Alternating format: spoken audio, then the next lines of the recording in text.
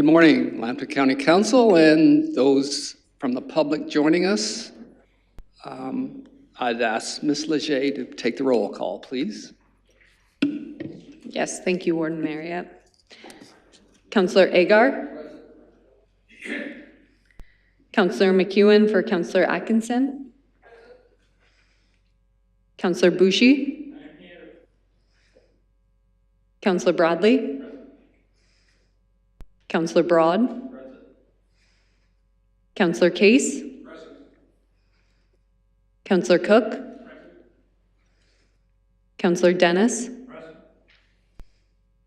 Councillor Ferguson. Councillor Grimes for Councillor Hand.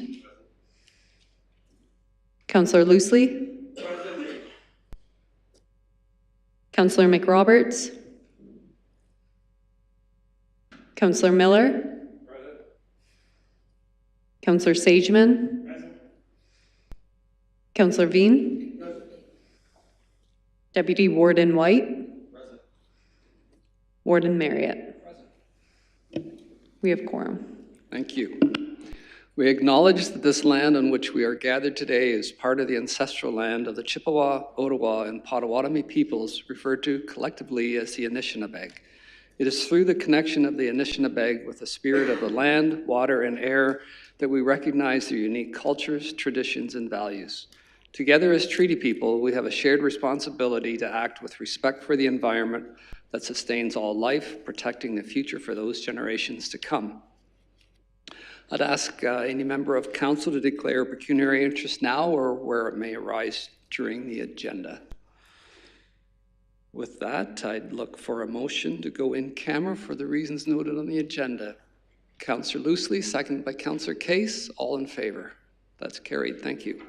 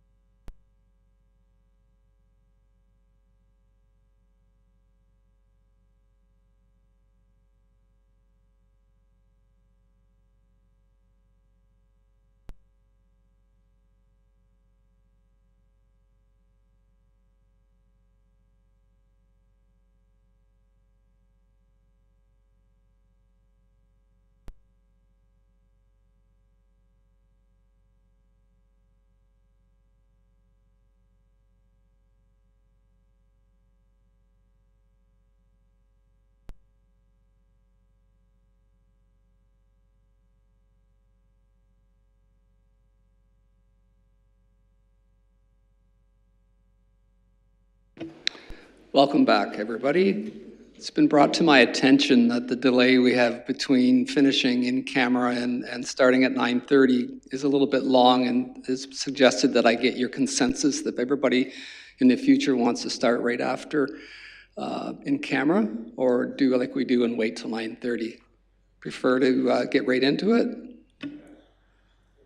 Okay, good. The only problem with that is the public online, but I think that's a good idea as well, so thank you.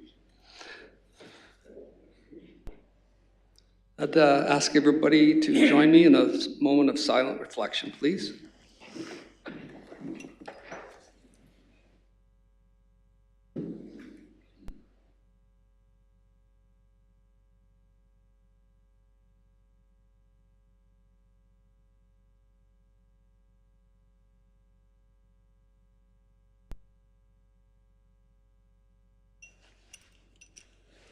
Thank you. Do you guys do this? I'd ask Ms. Leger to rise and report from in camera, please. Yes, thank you, Warden Marriott. I can report that Lambton County Council met in camera this morning for approximately 5 minutes to address two matters. First being to review and approve County Council in-camera minutes of March 6, 2024, and second, to receive a report and provide instructions with respect to negotiations between the county and a third party relating to a development project in the city of Sarnia. Thank you. Item number 8, delegations. Look for a motion to invite presenters to come forward, please. Councillor Bucci moves and Deputy Warden White seconds. All in favor? That's carried. Thank you. So our delegation is Mary Martin, President, Lambton Wildlife, Inc., and Maureen Ring, Co-Chair, Natural Environment Committee, and Karen Cook, Member, Natural. Maybe Karen's not here, just two? Oh, there's Karen. Welcome. And you'll have 10 minutes.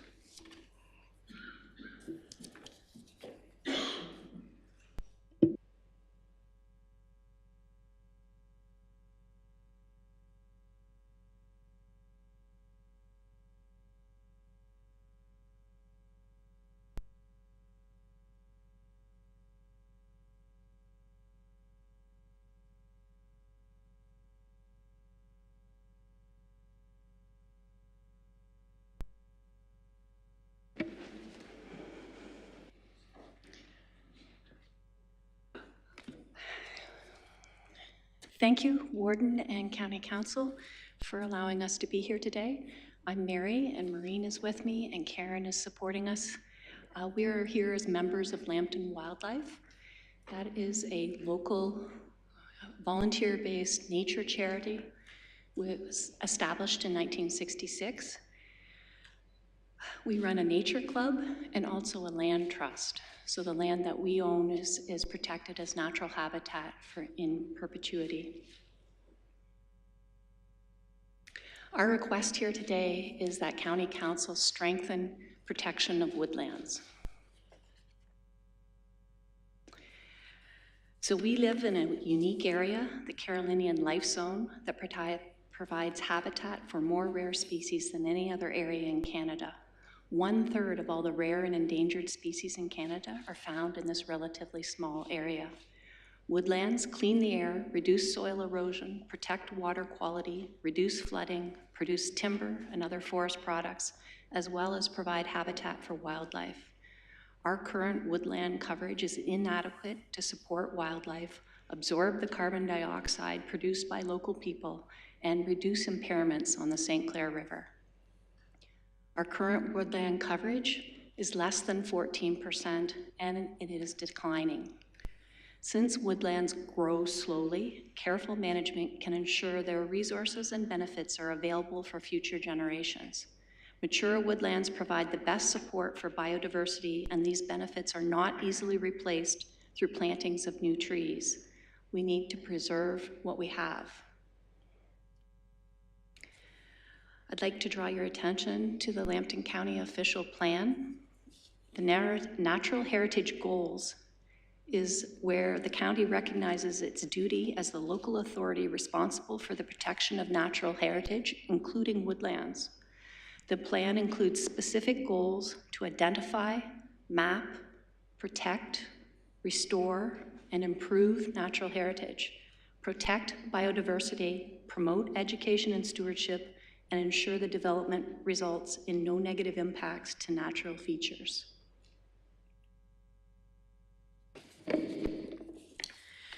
When we look at the goals of the official plan and then examine the method the county uses to meet those goals for protection of woodlands, i.e. the Woodland Conservation Bylaw, we see some issues. Thanks. So our concerns are, firstly, the current bylaw, which dates from 2012, does not reflect the goals of the Lambton County official plan, which dates from 2020. In addition, there are shortfalls in the implementation of the current bylaw. So firstly, as this extract from the county official plan shows, the county does recognize that the bylaw needs to be updated, and it states the county will review and amend the criteria implemented through the bylaw to ensure consistency with the goals and policies of the official plan. Next slide. That section in the official plan goes on to list a group of amended criteria that should be applied when updating the bylaw. Firstly, a consideration of whether the woodlot is contained within a significant woodland or in a natural heritage corridor as identified in the plan. So in the official plan, a significant woodland is any woodland with an area greater than 2 hectares or about 5 acres. The natural heritage corridors are identified in a map that is part of the official plan. These are mainly located along the waterways in the county. However, there are many ribbons of woodlands running east and west. These are clear if you look on a Google map, parallel to the county roads. And we do wonder if the county has identified these. We know that aerial mapping was completed in 2020. This is referenced in articles in the local paper in 2022 about the woodland coverage in the county. The second criteria, the use of woodlot management plans that incorporate multiple ownership of the entire woodlot. So this is important as there are likely large woodland areas with multiple owners, and the county therefore has an oversight role for these areas to help protect them from being fragmented, which potentially impacts wildlife in a very significant way. The next 2 criteria are methods to increase indigenous species, either in existing woodlands or in reforested areas. And the last criteria is confirmation of significant wildlife and wildlife habitat within woodlots. So identification of wildlife in a woodlot would come from environmental studies, and these would be undertaken as part of the management plans. You can't protect what you don't know that you have. Also, woodlands may support protected species, and there's legislation at provincial and federal levels that prohibits the destruction of habitat of protected species. So these 5 criteria that are included in the official plan for updating the bylaw would strengthen it and make it more meaningful. Thank you. So we would like to draw attention to what we feel are shortfalls in the bylaw implementation. One of the questions we have after witnessing woodland hearings is, does the bylaw actually prioritize protection of woodlands? As evidence to the contrary, I would like to point out that the county continues to slowly lose tree cover, about 0.08% decline over the last decade while this bylaw was in force. This is a net loss despite plantings of trees. And we would like to emphasize protection over compensation planting, as the bylaw does relate to, because this is a net loss of biodiversity and a negative impact on ecological services. For example, flood protection or carbon sequestration is not the same in new plantings as in established woodland. And a further disturbing thought is that we know that destruction of woodland is occurring without county approval, which points either to a lack of monitoring or enforcement capacity. We also notice that there are environmental studies impacts that are important, but we're not sure that they're being completed. So we have some recommendations There are many exemptions to the bylaw as it stands, examples to improve drainage or for electrical distribution lines, and definitely we need those. But Section 4 allows exemption for any reason, and we feel that this loophole should be removed from the bylaw. We would like to see the bylaw revised to prioritize the protection of habitat. And again, the size of the woodland matters, not whose property the woodland falls. So contiguous woodland is more valuable than smaller fragments.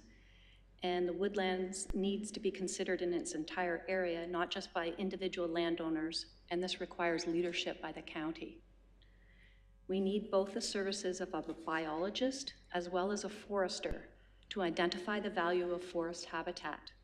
For example, a forester may view a wooded area as scrub with low value, but a biologist may view it as higher value from a biodiversity point of view.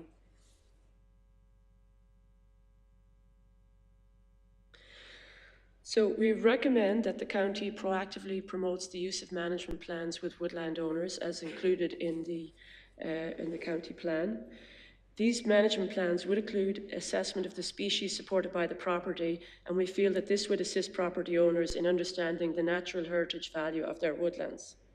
Also, where there are programs such as Ontario's Managed Forest Tax Incentive Program, where these programs exist, the county should encourage and assist woodland owners to take advantage of them, as we understand that this Managed Forest Tax Incentive Program can reduce property taxes up to 75%, depending on the situation of the property.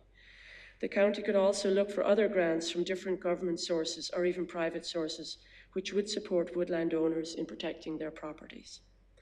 So in summary, we are asking the county to strengthen protection of woodlands by updating the conservation bylaw, improving regulation of the bylaw, and working closely with woodland property owners to support them in conserving their woodlands.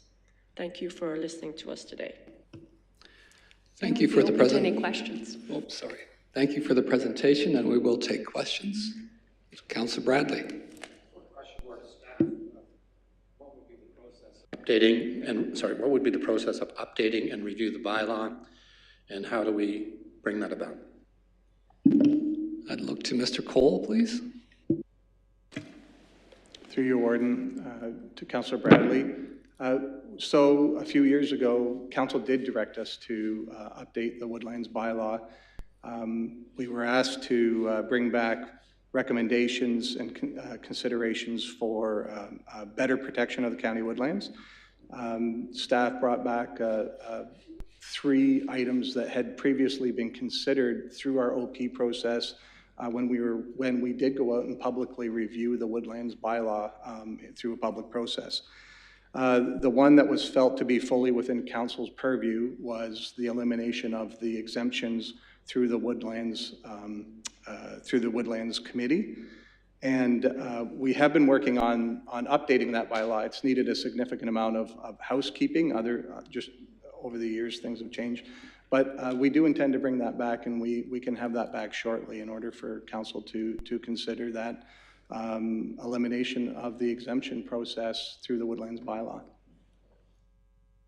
Just going back there, Mr. Cole, removing that exemption would then just mean the decisions are the decisions, and you cannot appeal to county council? Mr. Cole, please. Thank you. There would be an appeal process that the woodlands, I believe the way we've seen it structured right now is the woodlands board would still be present to be an appeal body, but the exemption process would be eliminated. So people just wouldn't, the natural exemptions that are built in, like were mentioned for hydro or for drainage or things like that, would still be present, but overarching exemptions would not be. And that at the time that we brought that report to council a few years ago, that aligned with several other municipalities that had removed their exemption process from their municipal processes. Okay, Deputy Warden White. Thank you, Warden Marriott. Through you, I wonder to Mr. Cole, if when that does come back, if you could address some of the other concerns that were raised in here as well. I mean, one of note, I think, is that there continues to be an erosion despite a continued effort to plant, and certainly that there are a number of unreported incidents where woodlands are being taken down, and if there is any mechanism that we could invoke to try and prevent that type of loss as well. So again, just wondering if when this comes back, hopefully sooner than later, if you could kind of address some of the concerns that were in this presentation as well, please. First, I have Councillor Broad, and then Councillor Dennis, and then Councillor Ferguson. Thank you, Warden Marriott. I guess my concern with the exemption is now we are not consistent with our official plan, because our official plan has a application or a mechanism to go and appeal. The appeal gets reviewed. If you don't like the decision, there's still another appeal process.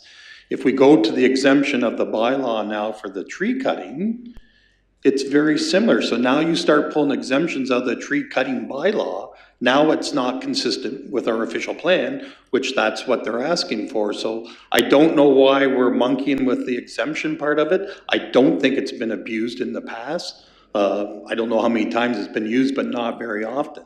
So I think I'm not really sure why we're getting into the exemption part. It's consistent with our official plan as far as the process goes. So thank you. Thank you. Mr. Cole, would you like to comment on that, please? No? Okay. Councillor Dennis. Thank you. So in essence, basically, we're hamstringing landowners. We're telling them what they can and can't do with their own property. So that seems to be a heavy hand of government telling them what they can and can't do with their property. Developers, obviously, there's been a number of cases where developers have wanted to expand their lands and build more homes, which we all agree we definitely need more of to make houses more affordable, supply and demand economics. This is just another layer of red tape or bureaucracy that would hold up that process. And, that's how I see it too as well. I don't like the idea of people telling others what they can and can't do with their own property. I just don't think it's right. That's how I see it. I know special interest groups have their pet causes, but I believe in property rights and freedom of property rights. Thank you. Councillor Ferguson. Thank you, Ward. I do appreciate the presentation today. I do have woodlots on my farm, which I have been managed since the 1970s. In the 1970s, the government had woodlot crews that come through and take out poor trees and mark poor trees. I would cut them for years for firewood to encourage the growth of the better varieties on my property. I'm not taking out trees worth $5,000 a tree. On Bill's side there, yes, we don't like to be told what to do. I don't like to be told on my property too. But there is a value to society, and there can be monetary value if they're managed. And that's what we need, is better management on these woodlots, and we need assistance with that at times. So back in the 70s, as crews came through, perhaps we could be advocating for crews to come through again to help with woodlots that have been poorly managed to get value in them. Can there be carbon sequestration advocated for to put value into the woodlots that we're encouraged to keep them? If I can't find a value in the woodlot, as a landowner, yes, might want to come out. I have personal interest, I wouldn't take mine out, but others don't have the same interest. We need to have monetary value come in to encourage us to manage them, to look after them, and we need assistance with that. So could carbon sequestration, and I'm going to maybe ask the panel up in here, have they ever looked at that? When you're looking at the bylaws to put a small chunk of woodlot to package with a bigger piece, there's been LiDAR done across Lambton County on drainage, there's been LiDAR done with woodlots. Have you looked at any of the LiDAR research for the county? Just some thoughts I've thrown out. Thank you. Would Mary or Maureen like to comment on that? You were suggesting that, right, Councillor Ferguson?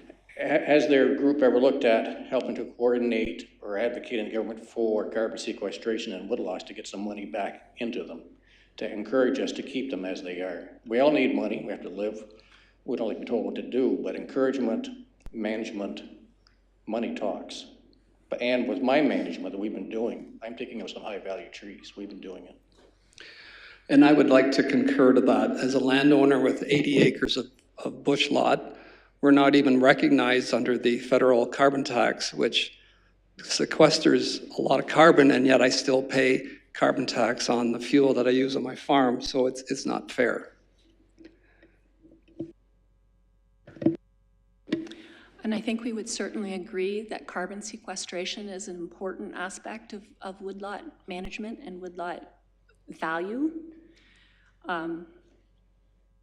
How that would be administered, that if you can make woodlots or woodlands an extra income stream to the landowner, they are more likely to value their woodlot.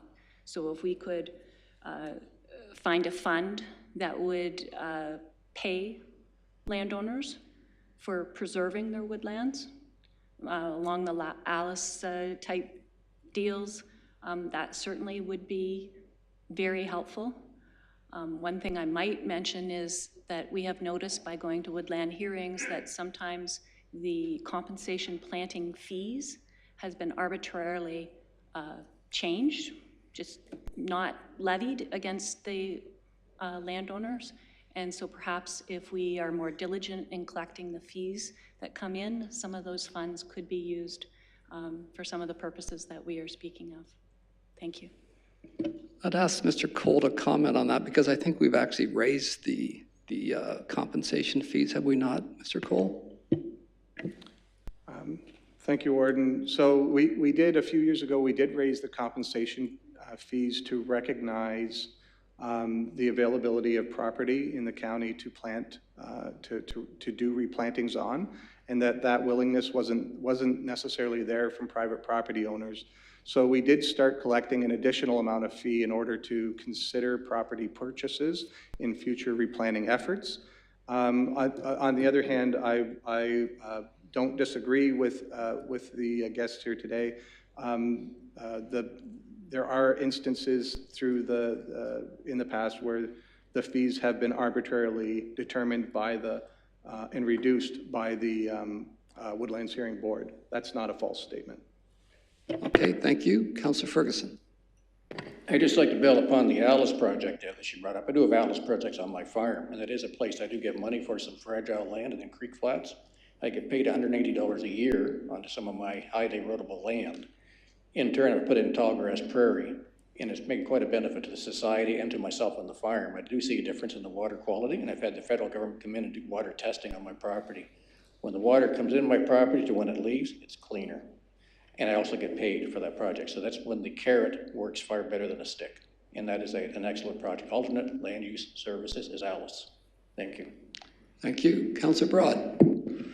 Thanks, Warden Merritt. I think we need to look at the big picture here. And in the last decade, we've only lost 0.08% of our value of bush lots. Think of the amount of construction, industrial, commercial, housing, pipelines that's gone through. Don Euphemia has a considerable number of pipelines that go through, and they have to clear that off. Right now we have a hydro corridor going to come through, potentially come through Don Euphemia. Huge swath of that's going to be gone through the bushes. To think of that number in the last decade, that we're only at 0.08, hats off to the County of Lambton for having their bush bylaw in place and how it's the rural community has accepted it.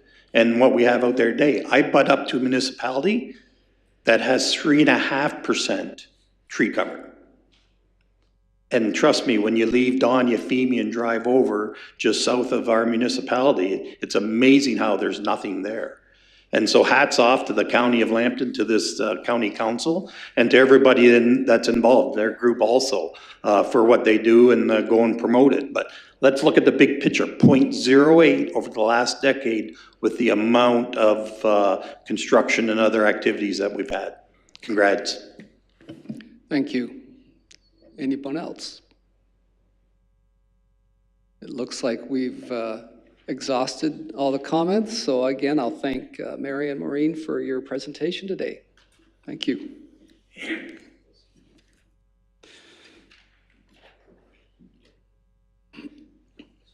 Item number 9, minutes of open Lambton County Council of March the 6th. Look for a motion to adopt the minutes, please. Counselor Agar, and Counselor Miller seconds. All in favor? That's carried. Item number 10, Board of Health.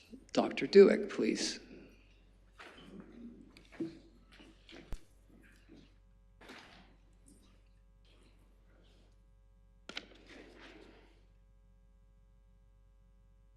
Item A, correspondence to receive and file.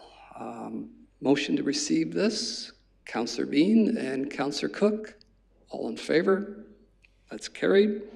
Item B, information reports. There's 2 of those. I'd look for a mover. We'll move them, but I do have a question. Okay, do we have a seconder for that? Counselor Grimes. Go ahead, Counselor Bradley. On the food insecurity, I appreciate the work done there, but when you look at the outcome, there'll be further meetings. It seems to me, given the urgency of this crisis on food costs and food security here, there, and everywhere, that it needs to move beyond just more consultation with the partners. Is there a plan after that consultation? I wasn't seeing it here. Dr. Duick, please. Thank you. Through you, Warden, to Councillor Bradley, I'd like to ask Mike Gorgie, the manager in this area, to comment online, please.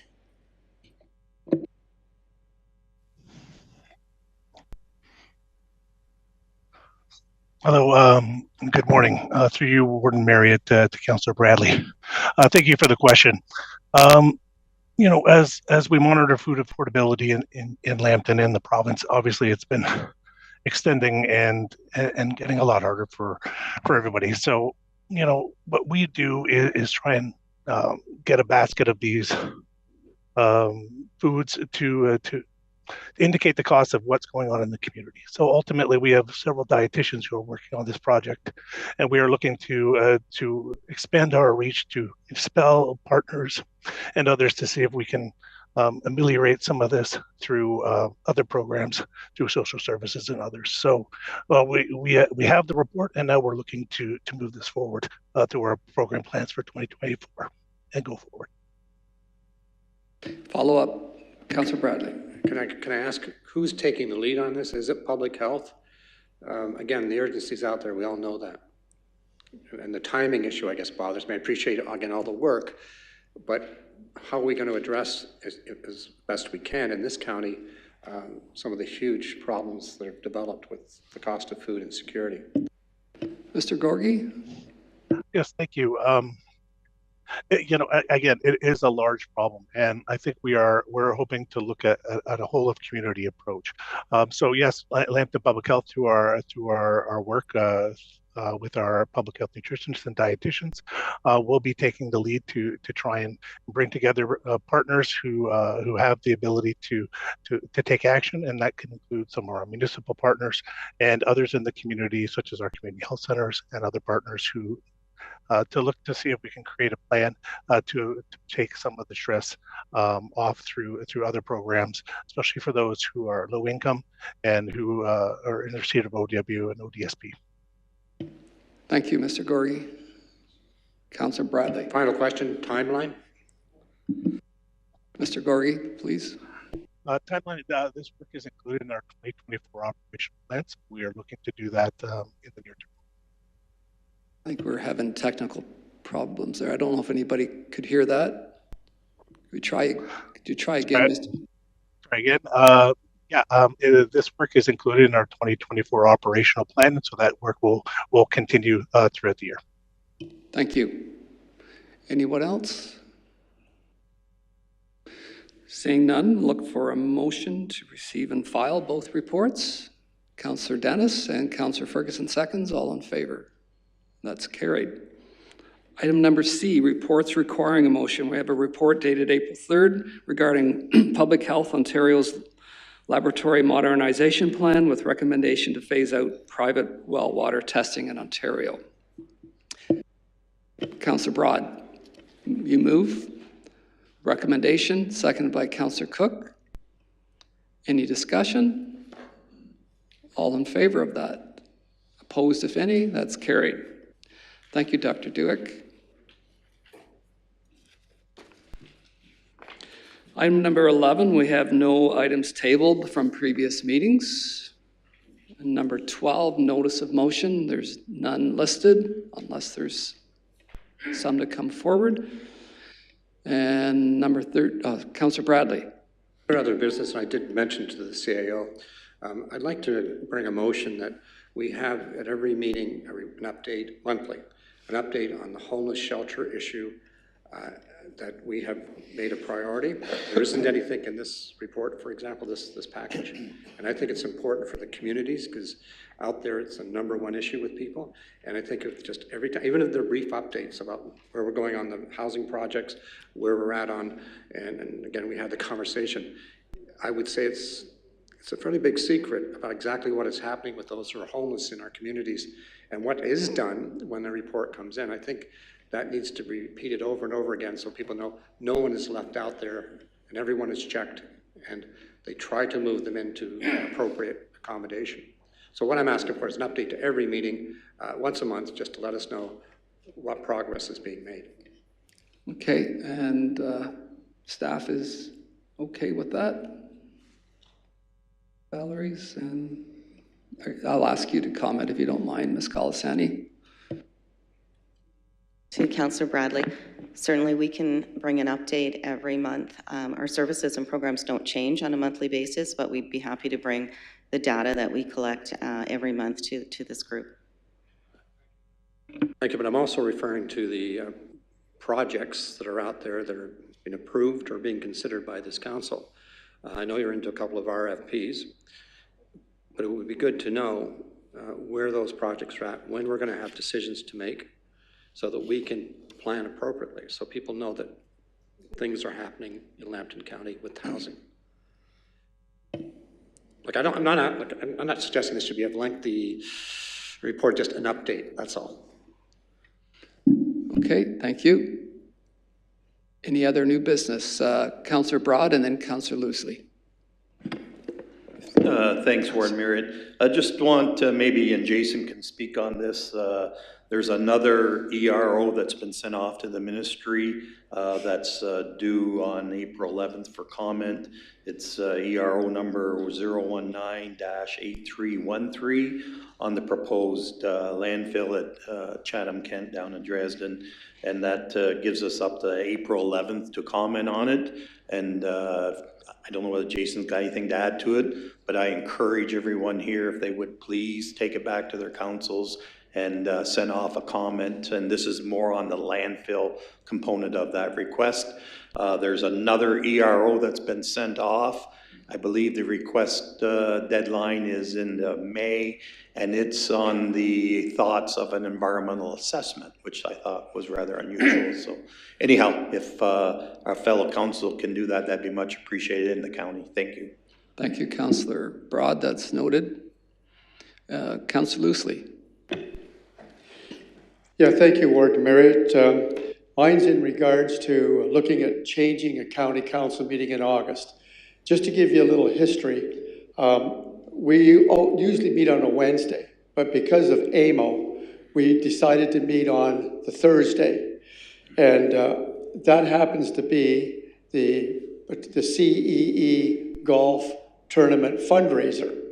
So I have a motion I'd like council to consider to maybe move that meeting to instead of a Thursday, go back to the Wednesday, but the week before, which would be the 14th, and it's in my motion.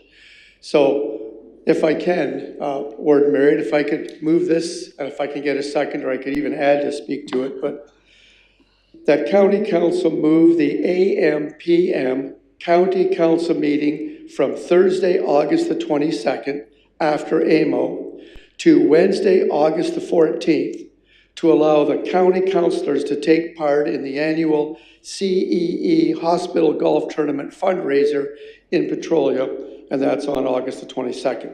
If I can get a seconder, I could even add to that. Thanks. Councillor Dennis seconds it. Any discussion? Councillor Broad. It doesn't make it rather difficult. I know I moved my holidays to the week before that the AMO session just to avoid missing the meeting on the Thursday, and now we're going to move it, so I'm going to miss it anyway. So it's rather difficult when you try to move these meetings around like that. It always has a conflict into something that somebody wants to do. Thank you. Okay, Councillor Bradley. Can I ask the big question? Is there a need to have a meeting in August? Because we, in the city, it's at the discretion of the chair, and I can't recall us ever having actually that meeting because it's just the time of year and people are busy in July and usually are gone in August. So is there a need to have the meeting? I'll look to staff, and if you know how much information is building up for August, please. Thank you. Through you, Board of Marriott, a great question. What we can do to accommodate everybody, because we know about vacations, we know about the events in the community. It's our first meeting back from, let's call it the July break. Perhaps what we can do is cancel the August committee meeting, because that's a committee meeting on the 22nd, and resume in September with full council. Save and accept if there's a matter that comes up that is urgent. And if so, then we'll go to the August 22nd meeting, if that makes any sense. I could just add to that. I think that's an excellent suggestion, and we leave it with the chair. If the chair believes there's a need to meet, then he would let us know, and we can accommodate that in everyone else's schedules. Okay, sounds good. Councillor Loosely. I thank you, Warden Marriott, and I'd be glad to withdraw that motion. And if you need a motion, I would certainly move that we cancel the meeting in August unless there's emergency situations and leave it to the call of the chair. Okay, I guess Councillor Bradley has suggested that, so we can leave it at that if you're okay, and I'll concur with staff over the next month or two. Okay. Okay, great. Any other new business? Councillor Case. Yes, Mr. Warren, through you, a comment, I guess. Today is supposed to be the day that the by-election is called in Lambton, Kent, Middlesex. I just want to make a comment. It's been very, very hard for municipalities like mine. We talk about the landfill situation in Dresden, but we can't forget we're going through an EA process, an expansion process in Lambton County and Warwick Township. So it's been very frustrating. It's been very hard for us as a community to have that good relationship with the government. Don't get me wrong, we've really tried. But at the same time, I do want to publicly thank Bob Bailey today, because without Mr. Bailey's effort in helping us out in Lambton, Kent, Middlesex, we really would have been in a very tough spot. And I know my other colleagues I've talked to have had the same situation with Mr. Bailey's help. So again, I'm very hopeful that the Premier calls that by-election today. If my math is correct, I think today's the day. Now, apparently there's provision that the Premier has a lever of sorts that he could maybe not call it today. But again, being a municipality that's had a tough go the last 6 months and really need that representation at Queen's Park, we're really hoping that by-election is called today. But at the same time, I do want to make sure that we thank MPP Bailey for carrying our water in Lambton, Kent, Middlesex too, because he didn't have to. So a thank you to Mr. Bailey, and maybe just if I could prompt the Premier, Mr. Premier, today's the day, let's get this thing done. Thank you, Councillor Case. And just in case you want to know, MPP Bailey will be here for the May 1st meeting. I know it's been a long time coming. He'd planned on coming last fall with the previous Minister McNaughton, but he's coming May 1st. Councillor Loosely. Yeah, thank you, Warden Marriott. And I just wanted to remind County Council that our MP Marilyn Gladue will be having a luncheon updating Lambton County on behalf of the federal government this Friday at 12 o'clock. And it's put on by the Chamber of Commerce, and it's at the Best Western. And that's 12 o'clock this Friday. Okay, thank you for that. Any other new business? I think that's the most new business I've seen in months. We move on to item 14, notice of bylaws. Please, Ms. Auger. Yes, thank you, Warden Marriott. It is moved by Councillor Agar, seconded by Councillor McEwen, that bylaw 9 of 2024 as circulated be taken as read a first and second time. All in favor? Opposed? That's carried.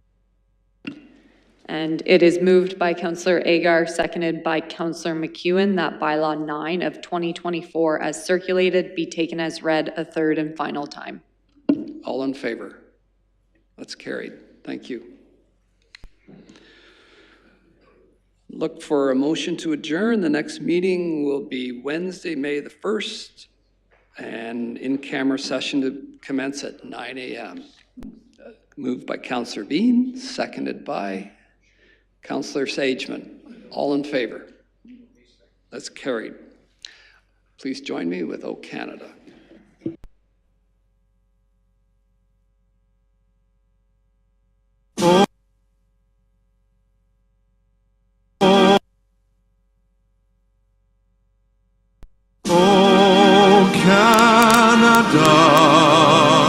Our home and native land, true patriot love in all of us command.